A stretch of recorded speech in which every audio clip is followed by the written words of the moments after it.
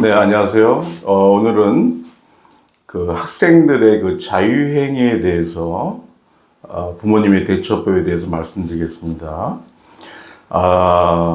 어머님들이 그 자녀분들의 자유행위를 이렇게 발견했을 때 참 민감하죠? 그리고 아주 난처한 경우가 상당히 많습니다. 이거 어떻게 해야지? 이걸 어떤 식으로 해줘야 되지? 이렇게 고민하는 경우가 많고요.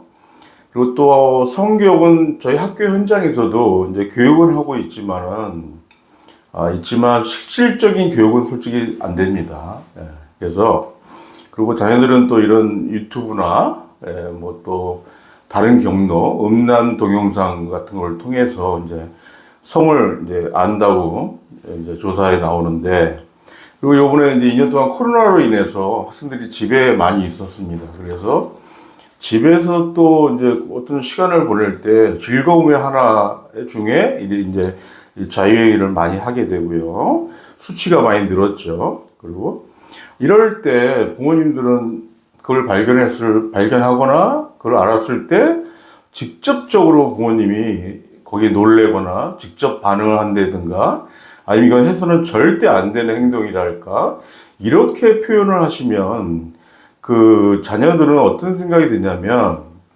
죄책감을 느낍니다. 예. 그 자존감이 하락되고요.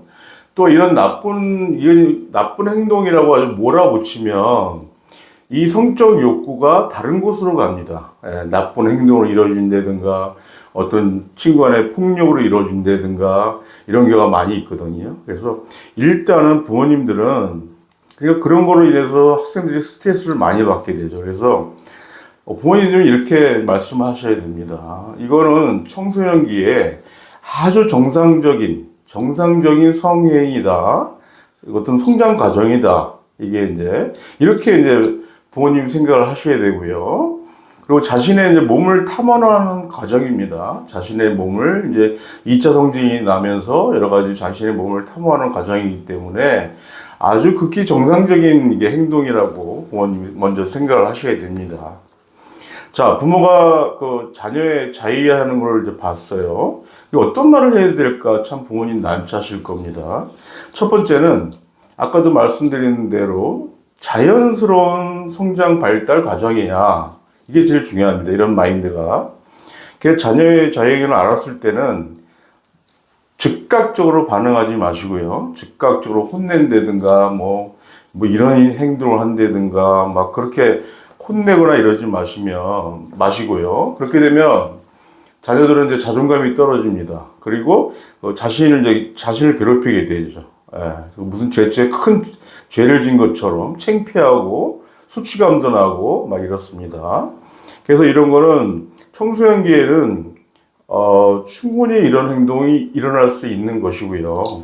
근데 요즘 이 자유행위가 청소년 중학교에서 또 밑으로 내려가서 초등학교부터 이게 많이 이루어지고요. 그리고 2년 동안 코로나 시기에 이게 엄청 증가를 했습니다. 횟수가. 그래서 어떤 아이들은 그걸 놀이의 개념으로 생각하거든요. 친구들 간에 막 음란 영상을 받아보면서 시작이 되는데, 지금 저희 중학교를 따지면 거의 음란 영상은 다 본 거죠. 그게 나이가 내려가면서 초등학교 한 5, 6학년, 뭐 더 내려가는 경우도 있지만요. 그래서 부모님들은, 이제 우리 자녀의 성교육을 시작할 때구나. 이렇게 생각을 하셔야 됩니다. 이걸 가만 내두지 말고, 부모님이 우리 자녀를 위해 성교육을 할 시기구나 하고 이렇게 생각하시는 게 더 좋습니다. 두 번째는 어떤 그 자유의 행위에 대해서 학생들한테 토론을 할 때 평온한 분위기로 속에 대화를 하셔야 됩니다. 그래서 가장 좋은 거는 가족회의가 상당히 좋습니다. 가족회의가. 가족회의를 통해서 그 자녀의 그런 문제나 이런 것들도 또 어떤 수치감이나 죄책감이 안 들 수 있도록 편안한 분위기를 만들어 주는 게 좋고요. 그리고 그 대신에 아주 어린 아이들의 자유 있죠. 이거는 부모님이 빨리 개입하셔서 하실수록 좋습니다. 그리고 세 번째는 섹스나 자위 뭐 이런 것들, 부모님들은 오히려 성교육을 자녀에게 어떤 이런 성교육의 정보를 제공하셔야 됩니다. 간접적으로도.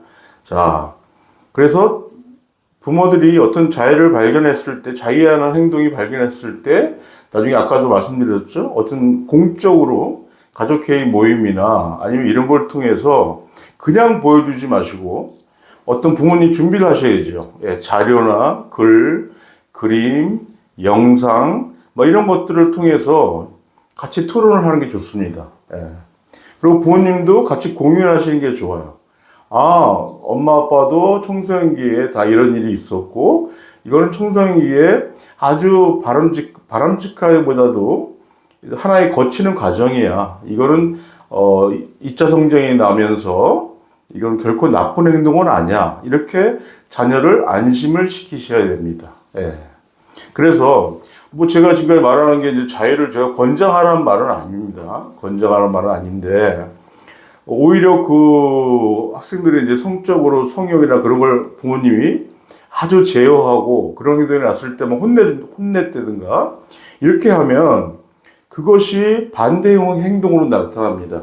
뭐 친구 간의 폭력이 나올 수 있고 성욕이 이제 막 그 제어를 못하기 때문에 그래서 가장 중요한 거는 음란물이나 불법 영상을 보고 이제 중독이 될 수도 있습니다. 어떻게 보면. 자, 그런 거는 어머님들이 설명하셔야 되고, 또 습관적으로 이제 자유행위를 하는 학생들이 있습니다. 뭐 스트레스 받는다든가, 시험이 끝났다든가, 뭐 여러 가지 자기 환경들에 인해서 습관적으로 아주 자주 이게 하는 애가 있거든요. 그런 아이들은 같은 경우는 어떤 음경에 상처를 받는다든가, 아니면 또 2차 감염도 일어날 수 있고요. 이런 거에 대해서는 이제 부모님이 이제 전문가의 도움을 받으시는 게 좋고, 항상 그 마인드가, 부모님 마인드가, 아, 그냥 성장 발달의 자연스러운 행위야.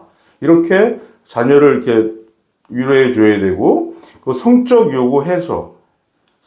요구의 해소라는 측면에서 좀 긍정적으로 보셔야 됩니다. 그래서 가장 중요한 거는 제가 항상 말씀드리는 거와 마찬가지로 가정의 분위기죠. 부모님들이 자녀를 위한 관심, 그리고 사랑, 뭐 이런 것들. 그리고 나이가 들면요. 이제 중학교에서 이제 올라가면서 그 자유행위도 이제 횟수가 이제 적어집니다. 자연적으로. 자기가 이제 공부할 것도 많아지고, 양도 많아지고. 그래서 그것이 한때 이렇게 거기 집중적으로 제가 경험하는 거기 때문에 그걸 슬기롭게 대처를 해주는 게 좋습니다. 그래서 어떤 학부모 같은 경우는 이렇게 깨끗한 휴지를 방 안에 넣는다든가 아주 그냥 이렇게 긍정적으로 생각하셔서 그 과정이라고 생각하시면 되고, 거기에 이제 빠지는 경우에 아이들은 이제 어머님들도 그걸로 인해서 뭐 잘 못 잔다든가 아니면 뭐 좀 이렇게 여러 가지 이제 몸에 이상이 온다든가 이럴 때는 그때는 이제 부모님이 전문가를 찾으셔서 같이 의논을 하시는 게 좋고요. 그래서 저는 항상 중요한 건 사랑과 관심이다. 예. 사랑과 관심으로 자녀를 바라보는 게 가장 좋은 거다 하고 말씀을 드립니다. 그래서 너무 걱정하지 마시고 이거는 어떤 한 과정이기 때문에 슬기롭게 자녀와 같이 토론도 하고 그런데 아버님의 역할도 많이 큽니다. 아버님 역할도 이제 아들이라면 그래서 그런 역할을 해서 자연스럽게 성장할 수 있도록 많이 도와주시기 바랍니다. 예, 다음 시간에 뵙겠습니다.